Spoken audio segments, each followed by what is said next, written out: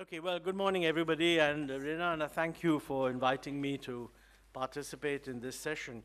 Now, Baijan Panda is, I am reliably informed, on the way, which in Delhi means he'll be here in the next hour or so.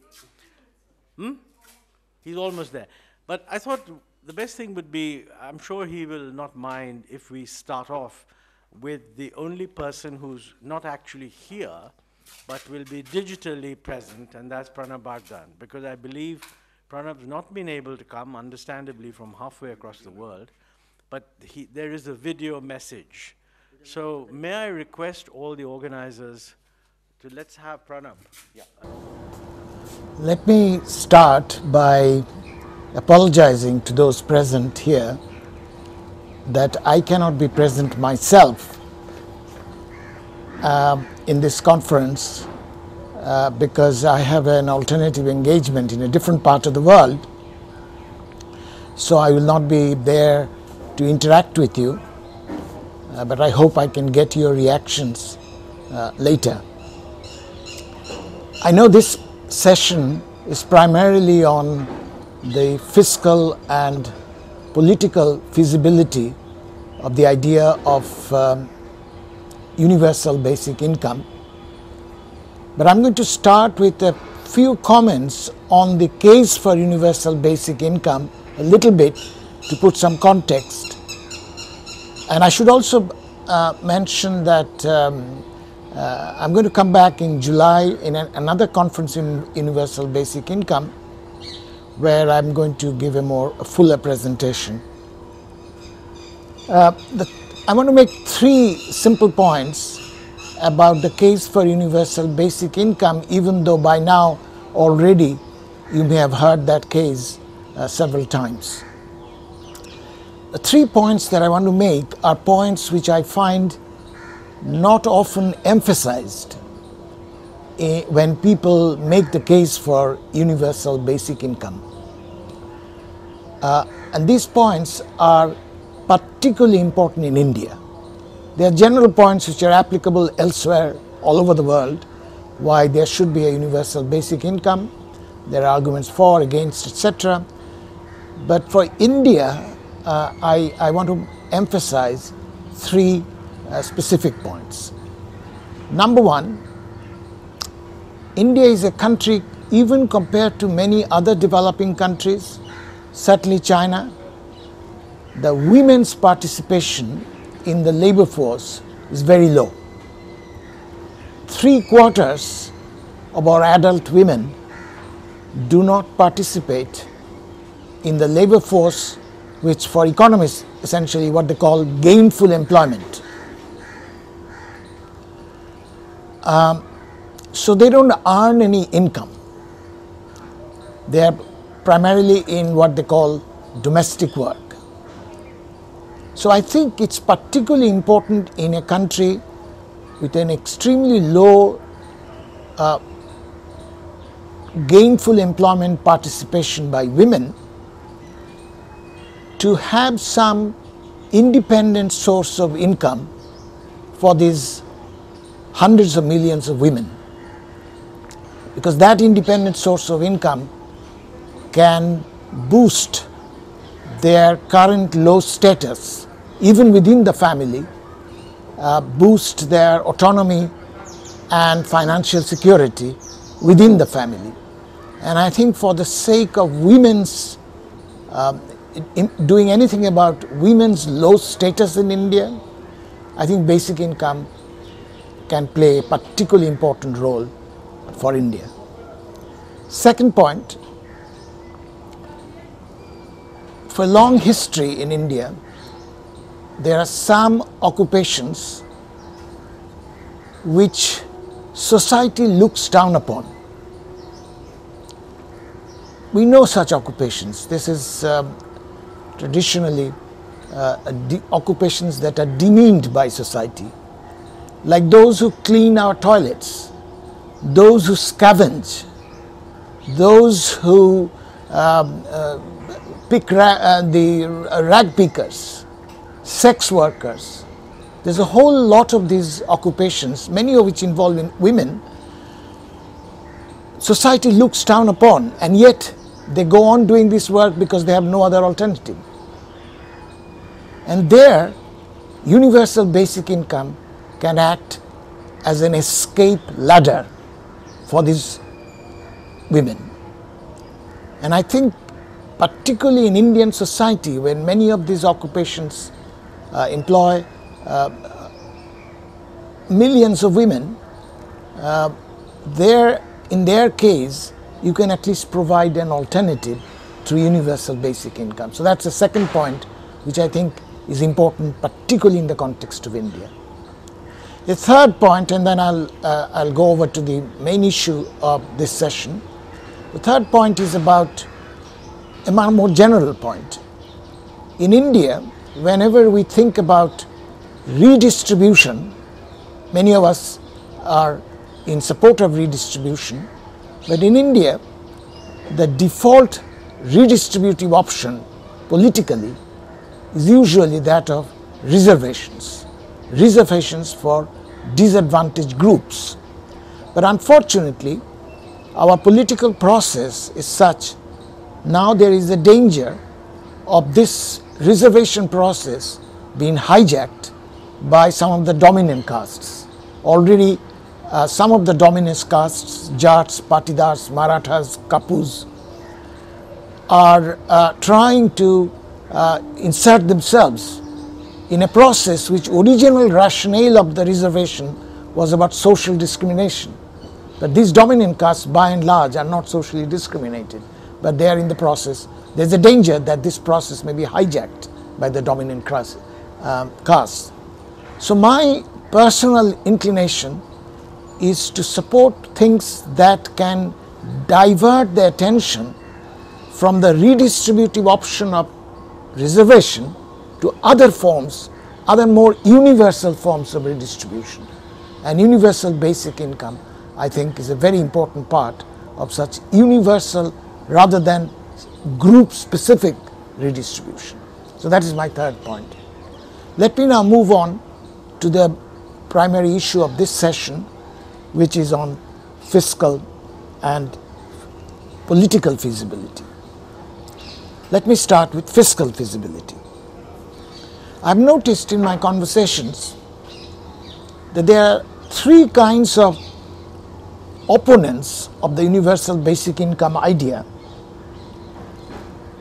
even among people who are otherwise favorable to the general idea in principle. But from the fiscal point of view, they have some reservations. And I want to directly address those doubts and reservations on the part of people who are otherwise seem favorably disposed. Number one, I find some of my friends who are, say, fiscal bureaucrats, they often say, if you people now go on talking about universal basic income, in India, it's very difficult to get rid of an existing program of handouts or subsidies, government help, assistance. So the universal basic income is not going to replace any of these existing programs. It will be an add-on because it's very politically very difficult. So in this sense, the political feasibility and fiscal feasibility overlap.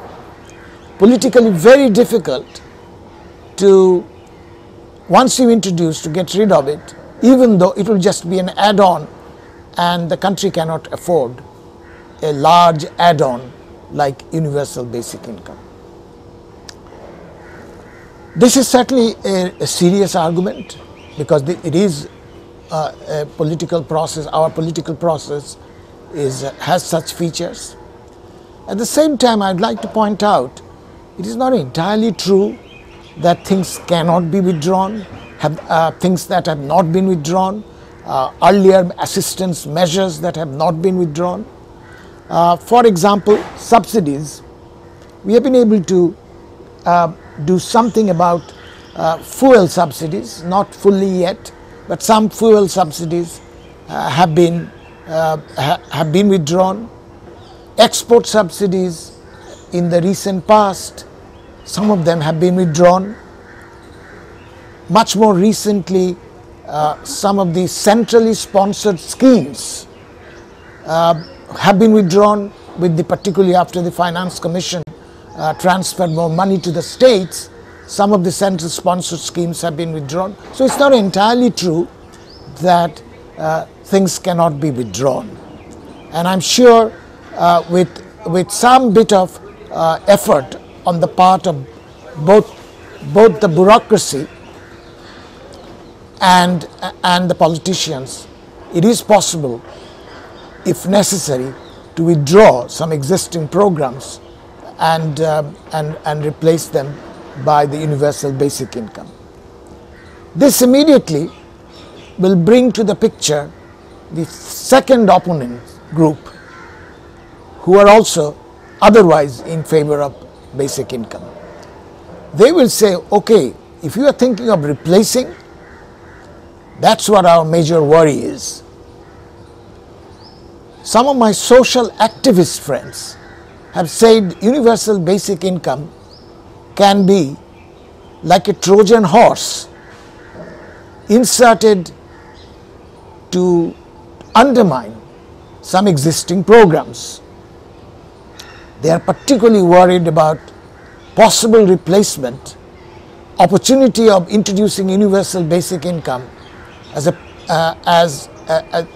or this opportunity be taken to get rid of existing long-standing programs like the public distribution of food and kerosene, the PDS system, replacing NREGA, which is the Rural Employment Guarantee Scheme, replacing ICDS, the Child Development Program, and so on. These are very important programs in India, and if universal basic income becomes a ploy to get rid of these programs, my social activist friends, some of them who are otherwise favorably inclined, will be very strong opponent of this.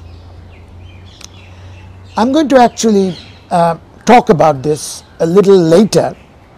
I'm sure some degree of commitment will be necessary to programs that are important, and I'm personally, I should say, I'm in favor of, even with the universal basic income, I'm personally in favor of keeping NREGA, the Employment Guarantee Scheme. I'm very much in favor of keeping and strengthening the ICDS, the Child Nutrition, Child Health programs, and so on. But I'll come back to that. I have some ambiguity about PDS. I'm going to come back to that. Third group of opponents who say that emphasizing things like basic income diverts attention from the primary need of public goods like health, education, etc., infrastructure, etc. There, I think most of us who advocate universal basic income, I don't think there is any difference of opinion on that. I think all of us also want better health and education programs and much more investment in infrastructure. But at the same time, one cannot avoid noticing that in these programs, particularly health and education, pouring more money is not the major solution. The main issue quite often is governance, how these public services are being delivered. In particular, education and health, there are now lots of studies which show the problems in the delivery. So I think the emphasis should be there in more health and education, but I think the focus should be on better delivery. Health, if it takes the form more money, I think more investment should be made in health, but if it takes the form of more private insurance, I'm actually not very much enthusiastic about that. If on the other hand it's a single payer universal health care, I'm much more in favor.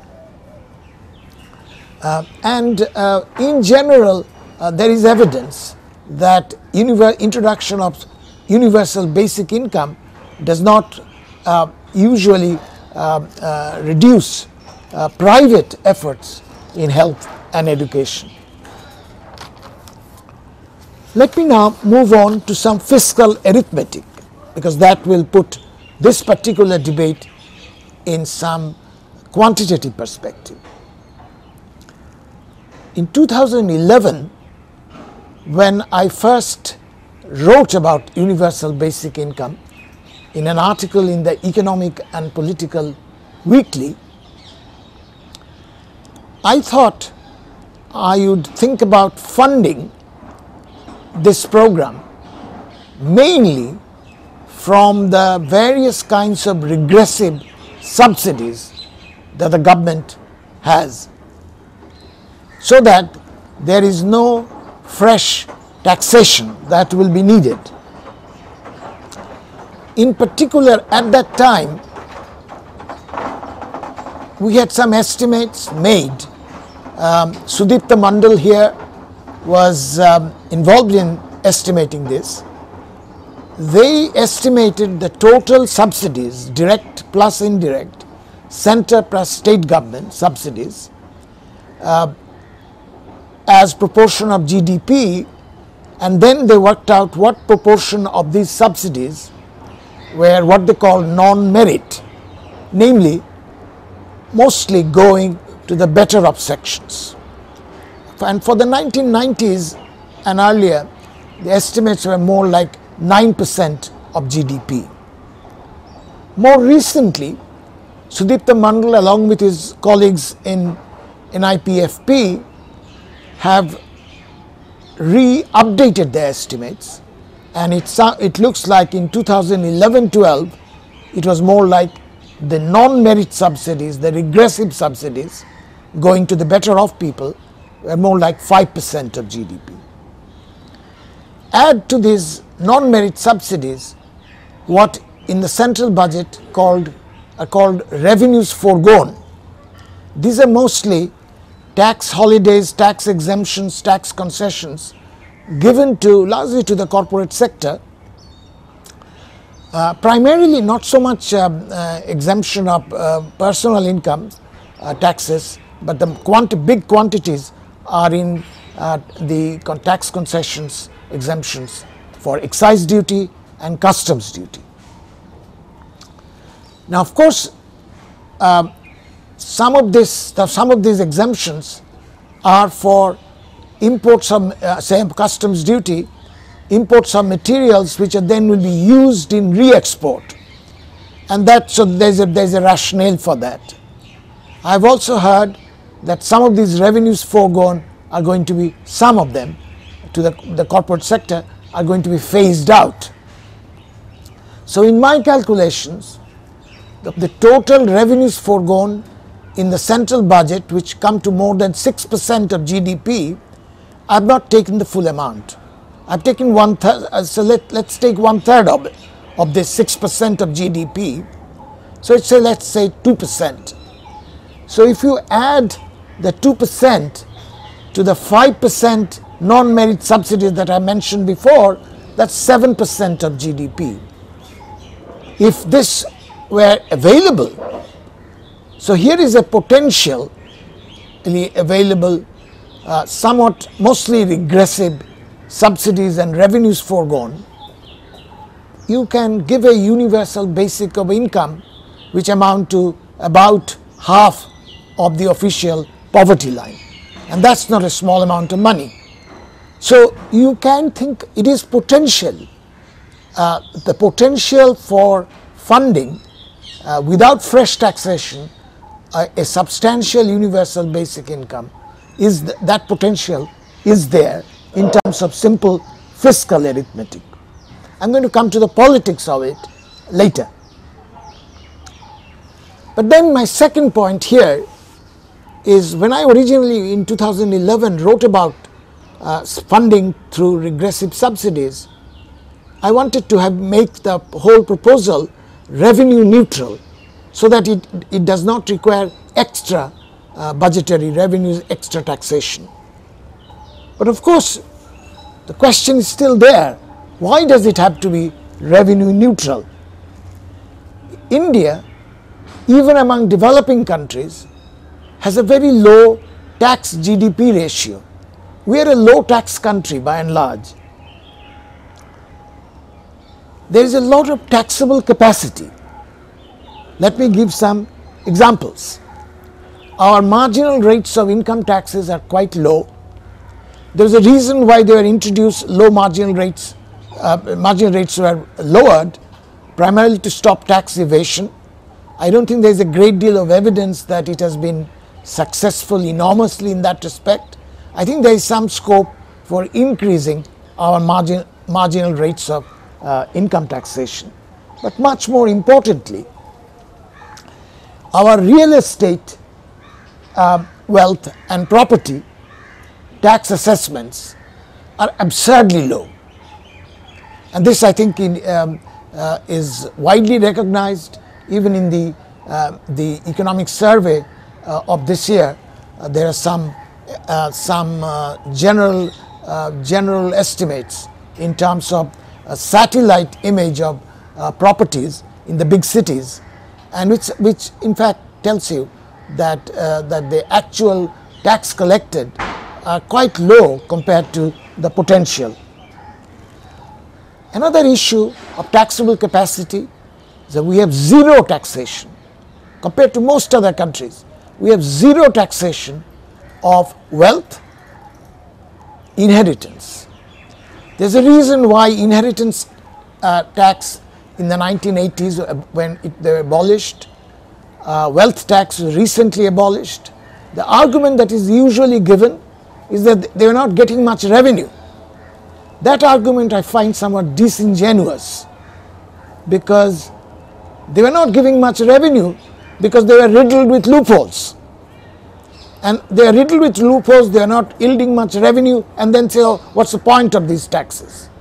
I think one can try to get rid of these loopholes, and there is a considerable amount of taxable capacity and apart from redistributive effects of significant tax on wealth and inheritance.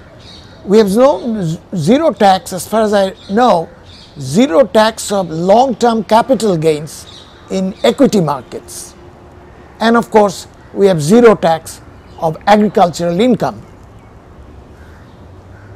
So if you take all this into account, I would say there is a significant scope for increasing taxation, which can then be used both for universal basic income and those public goods and services we talked about, health, education and infrastructure. We can increase both sides, the amounts for both sides, if we have further taxation, apart from the getting rid of the regressive subsidies.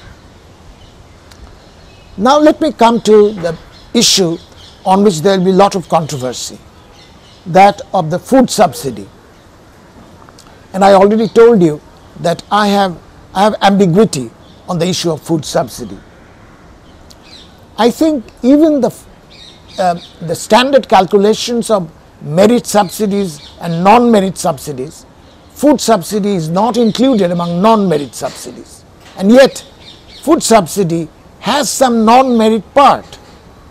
For example, when the minimum support prices, the procurement prices, which largely are utilized largely help the big farmers and traders,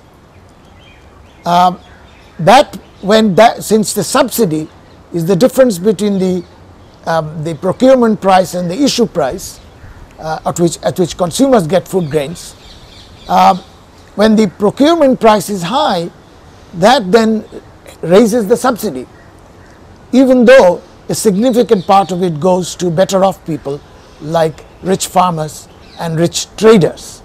So that is a non-merit part of even the food subsidy. Secondly, a great deal of effective food subsidy is in the form of wastage and corruption in the storage and distribution process, particularly storage in the Food Corporation of India. So these will all be parted in the non-merit part of the food subsidy. But then there are other effects of PDS. Since the PDS largely applies to these two food grains, rice and wheat, it has caused some imbalance in our crop pattern. It has diverted allocation of resources from other crops like fruits, vegetables, pulses, etc. So I think that effect has to be taken into account, and also the environmental impact.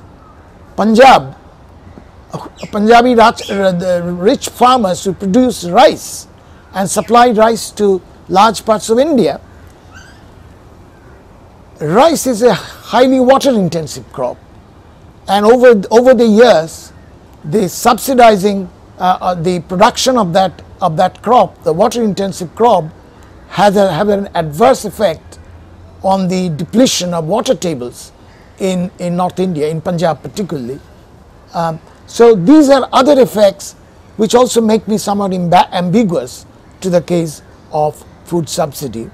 And of course there is also kerosene subsidy. We also know a large part of kerosene, subsidized kerosene, is diverted to other uses. Some of you may know that there is quite a significant kerosene mafia in India.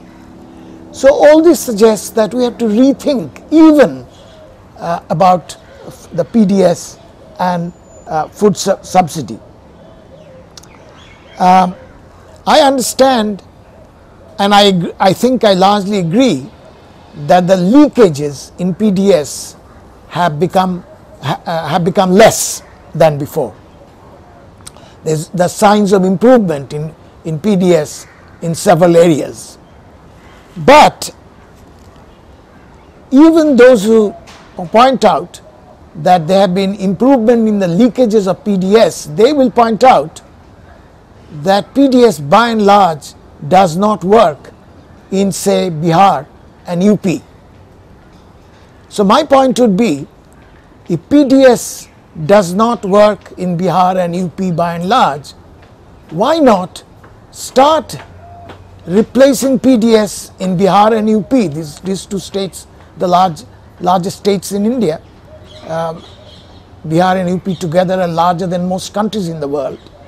Why don't introduce universal basic income to replace PDS at least in some of these states where they are not working well? Of course, then immediately the point is that for introducing basic income, you need some prerequisites like the operation of the Aadhaar, like the banking, access to banking, because the money will be deposited in the banks, and maybe in UP and Bihar, those prerequisites don't work too well either. There I would say, then why not start by universal basic income, replacing many of the regressive subsidies plus PDS. Start with the urban areas where the banking access issue is less important. And once you start in the urban areas, then when that will catch on, the demonstration effect, people will say, here is a program in which you can get cash income, then I think that itself will give inducement for demand for opening bank accounts in these areas which are at the moment not served well by banking. So that's about the demand for bank accounts. On the supply side, and this is a point that has been made in the economic survey this year, that on the supply side, as the banking demand increases, there are inducement for expansion even from the supply side, that those banking agents, their fixed costs per unit go down, because now it's spread out over a larger population as slowly it improves in the rural areas. So even from the supply side, the banking agents will have the incentive to increase the bank access to banking. In general, that brings me to the point that there is some advantage of starting the universal basic income program at the state level. And starting in some states, maybe some states are better prepared in terms of the prerequisites I mentioned, Aadhaar, etc. Some different states are different stages in terms of fiscal capacity. The fiscal space may be better in some states than in others in terms of taxation. And of course, when I say start at the state level, it should of course be started with some matching grants from the central budget, because the funding should be jointly done, and maybe the Finance Commission may get involved in the allocation for universal basic income. In the state level also, the non-merit subsidies that I mentioned before and the revenues foregone may be different. In fact, by the way, the revenues foregone estimate that I mentioned, more than 6% of GDP, that's only for the central budget. No one, I've asked around, no one could give me an estimate of the revenues foregone at the state level. I have no doubt there's quite a significant amount there as well. So if you want to utilize the state level subsidies and the regressive subsidies and the revenues foregone, there is another reason why it should be started at the state level. And then some of the taxation, the new taxation or improvement in existing taxes that I talked about, like in property taxation, agricultural taxes, those are largely state subjects. So in any case, we have to involve the states if we want more taxes out of those sources. And of course, political developments of the different states are different. So the political logic for UBI may act differently in the different states. So I think there's a considerable argument of doing it, starting at the state level. Maybe one can start some pilot programs in some states and give people the choice. We've already talked about replacement of some programs. In the pilot stage, give people the choice. Do you want basic income, or do you want continuation of PDS if it needs to be replaced, depending on the fiscal resources? So these kind of pilots will be very important in the beginning stages. In general, there is also, I think, a significant argument why not start the basic income with women, because there are, as I already mentioned, there are special arguments for basic income for women. I already mentioned that I do not want the NREGA program to be replaced. I do not want the child nutrition, midday meal. These programs should not be replaced. I don't want public health, education programs to be replaced. And there is a simple economic argument, because most of these needs a what public finance people call merit programs. They help not just the beneficiaries directly, but there is indirect benefits for the whole society. So these programs are worthwhile programs, should be supported. In general, I would welcome a system in which the emphasis is away from the current system of political patronage. Let me elaborate on this. A very large number of government handouts in India are not of public goods and services, more of private goods. When you give out food or fertilizers or fuel, these are private goods.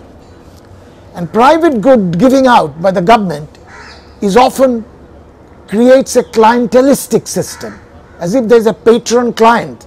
The politician is the patron and the client is the receivers of these private goods. I'm in general in favor of moving away from this system of political clientelism and moving to a system which is much more universal. It does not depend on the patronage of any particular politician, or it is not a particular group specific program. And this also brings me to something that I already mentioned. I think in India there is too much emphasis on reservations which are group specific. I want the attention to be slowly diverted to universal programs, of which universal basic income is a very important part.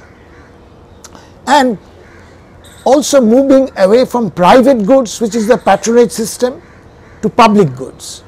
And this, so bureaucrats, their energies should be focused on providing public goods and services, less on providing these private goods that I mentioned.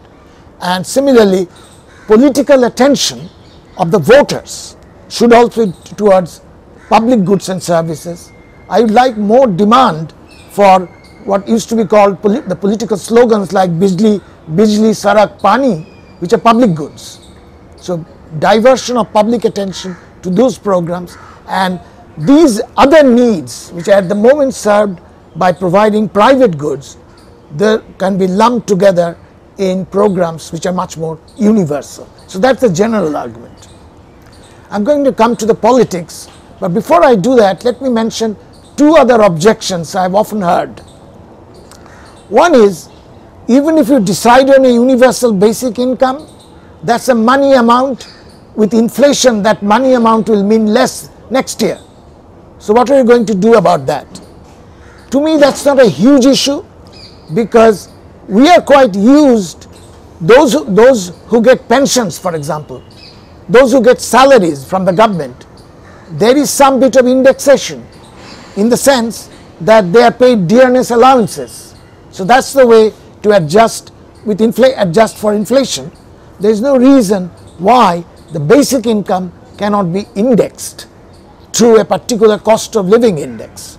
Of course, the cost of living, if it started at the state level, it should be the state level cost of living or the more disaggregated cost of living index. So indexation to me is not a very important, it is important financially, but it is possible to handle.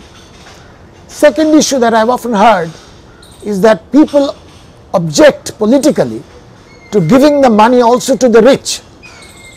They say, okay, you are giving to the poor as well as to the Ambanis? My answer is yes, because universality has a practical argument as well as an administrative argument. The administrative argument is a lot of corruption, a lot of resources are spent in India in finding out who is poor and who is not. There's a lot of that whole debate, which has caused a lot of controversies in finding who's the poor. We can cut through that mess. In fact, we have estimate that, for example, the Human Development Survey estimated that in 2011-12, half of the poor of India, those who are officially poor, do not have the BPL card, the below the poverty line card, and 1/3 of the non-poor have the BPL card. So that tells you how much of wastage and corruption there is in trying to find out who's poor and who's not. So universality is administratively easier. But there's also a general, to me, a general philosophical conceptual argument. To me, basic income is part of an approach where we think about citizens' basic rights. Every citizen, rich or poor, has some rights.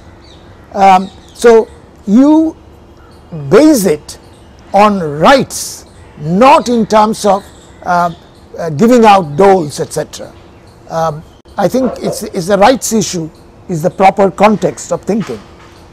In spite of that, if there is some transparent way of excluding the very rich, for example, one transparent way could be those who have cars, private ownership of cars, and if you can check on the internet who has cars, who don't, so it's transparent. If those you want to exclude, I don't have an objection.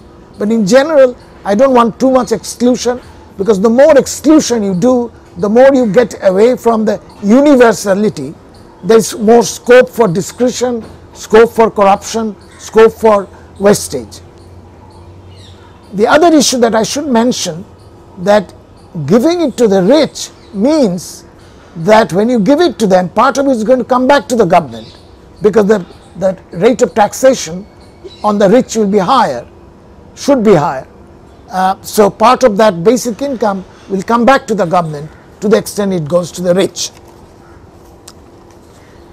Lastly, I am going to come to the issue of politics. Some of the things that I already mentioned involve political issues, but let me talk about the main political issue. We have talked about funding basic income through regressive subsidies at the moment, those who are in, and revenues foregone, those who are enjoyed by the better off people. But you know and I know that the better off people are not going to easily give up on the subsidies. So the politics of it, I think we have to directly confront that politics.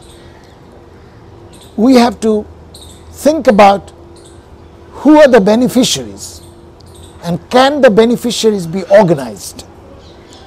The main beneficiaries, by organized I mean politically organized, the main beneficiaries or the largest number of beneficiaries are in the informal sector. Now the informal workers would benefit enormously from the universal basic income, because at the moment they don't quite often have social protection, they don't enjoy the benefits of the salaried workers. For a long time, the organized sector workers have been cut off from the informal sector workers. The trade union movement largely bypasses the vast, much larger masses of the informal sector workers. In my judgment, basic income can provide a public forum for these two kinds of workers to get together and organize collectively demand for this. Let me mention one particular issue here.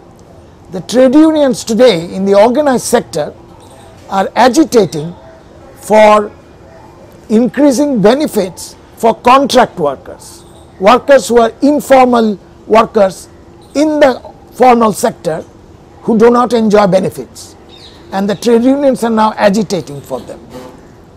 Now I think that shows that gradually even the trade union movement have started thinking about informal workers, whereas in the informal sector workers, we know some organizations, of which Seva would be a major example of a well-known self-employed women's workers association, and as far as I know, Seva is favorably inclined to basic income. So that tells me universal basic income can be a bridge between formal sector workers organizations and informal sector worker organization. It cannot be easily done, but it requires a lot of work, but I think it can be the beginning of the building of a bridge between the small number of formal workers in India and the vast numbers of informal workers in India. For a long time, the workers' movement in India have been divided because of the formal-informal divide, and I think basic income, which will benefit both sides, can provide a bridge, and that I think is an important part of the political process. And let me end now by saying, in doing this, in politically organizing the potential beneficiaries of universal basic income, why I am personally in favor of a significantly large basic income. In fact, a lot of people have told me, why are you in favor of such a large universal basic income? And I see the main argument is political.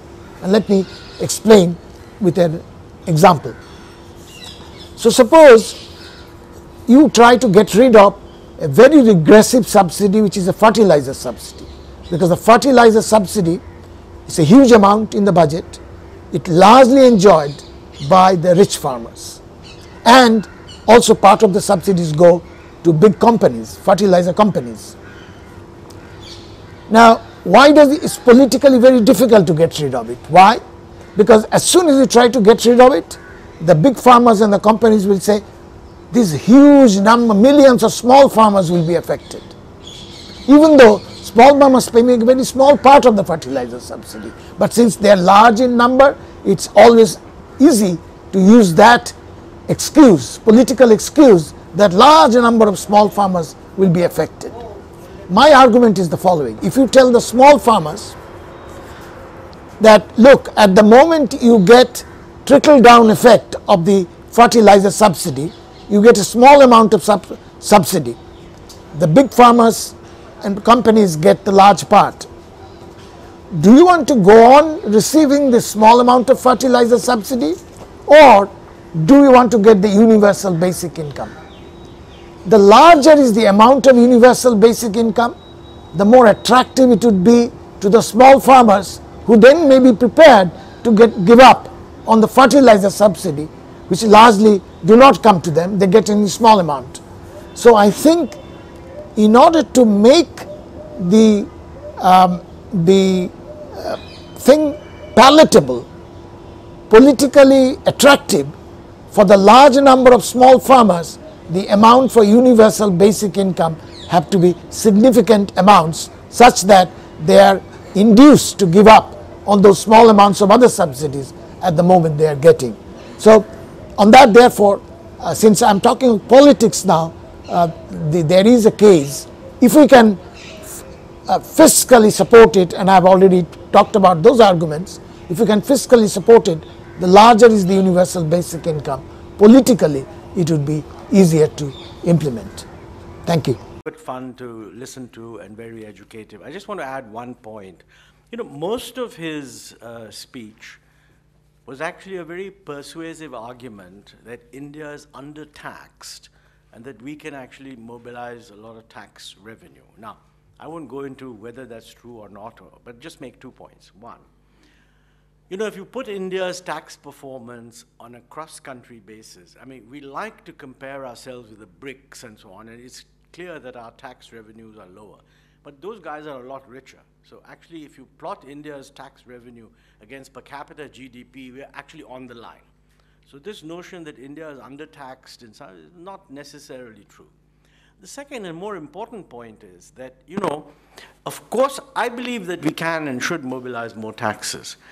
But you have to consider that there are many other demands of expenditure with which any basic income idea would have to compete. I'm not saying it shouldn't be done. But you know, when I look back at all the literature on this subject, virtually everybody agrees that we need to spend probably an extra 2 percentage points of GDP, center and states together, on infrastructure. I mean, otherwise forget about having any kind of rapid growth and so on. We need to spend at least 1% of GDP more on research, including a lot of the research that's related to water use, agriculture, new varieties, and so forth. And we need to spend between 1 and 1.5% of GDP more on education and on health. Now, that's a total of 5 to 6 percentage points of GDP. So good luck to everyone who's raising taxes, because we need the money. But please don't assume that none of these things is more important. You don't have to assume that they are more important, but whoever's making claims for resources has to make claims against these other, in my view, grossly underfunded activities at the moment. So with that, chairman's privilege of injecting a dissenting note against a speaker's comments, but just for you to think about.